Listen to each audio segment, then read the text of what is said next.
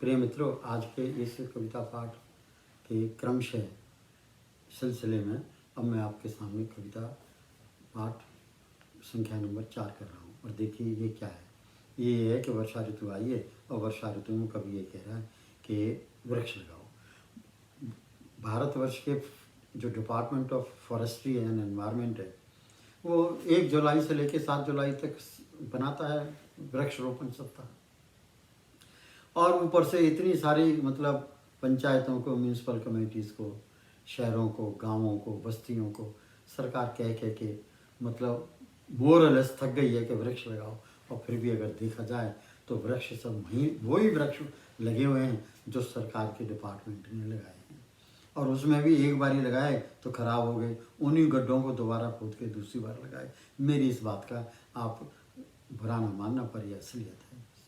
तो कवि क्या कह रहा है? कवि ये कह रहा है कि आप हर स्कूल में बताओ, स्कूल के प्रांगण में वृक्ष नहीं लगे हुए हैं और फलदार वृक्ष इसलिए नहीं लगाते कि इसमें बच्चे आ जाएंगे और बच्चे खराब करेंगे। अरे क्या हुआ, आम के पौधे लगाने, आम के स्कूल के अंदर तो एक चौकोर वो बना दीजिए, जगह बना दीजिए, उसमें दरवाज़ा लगवा दीजिए और कंडे की तार लगवा दीजिए।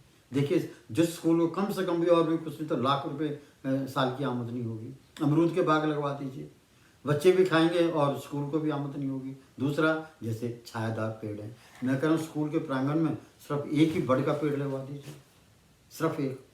और स्कूल के चारों कोनों में 4 पीपल के पेड़ लगवा दीजिए। और स्कूल के प्रांगण के अंदर जगह जगह थोड़ी थोड़ी जगह दूर पर शीशम लगवा दीजिए और नीम लगवा दीजिए। तो देखो स्कूल कैसा, ऐसा लगेगा जैसे बगीची है, जैसे ऐसा लगेगा जैसे आश्रम है, ऐसा लगेगा जैसे मठ है। और बच्चों को भी पता लगेगा, बच्चों को गांव में ये नहीं पता तो शीशम कैसी होती है। तो उसी कमी को निकालने के लिए अब प्रोफेसर हुताश गुप्ता क्या कह रहा है, देखिए। कविता है, कविता संख्या 4, 5 पद हैं, 5 ही मिनट लूँगा। जगह जगह पर नीम लगाओ, नीम, जगह जगह पर नीम वृक्ष लगाओ।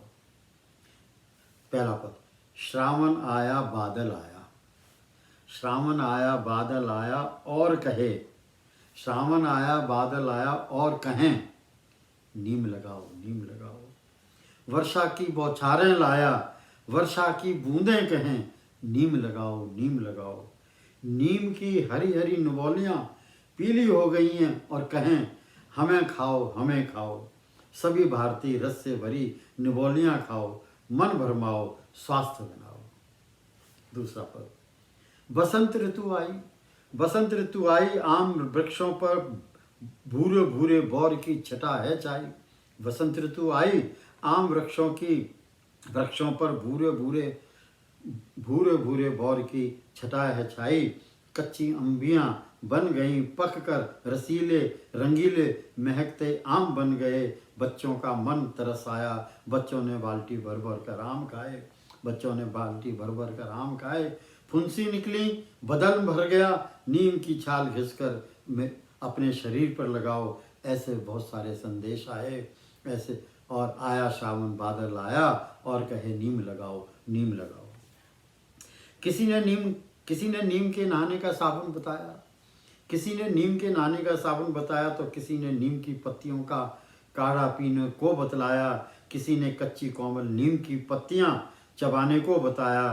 तो पाठशाला गया तो अध्यापक गम ने नीम वृक्ष रोपण करना हमें सुझाया, नीम वृक्ष रोपण करना हमें सुनाया।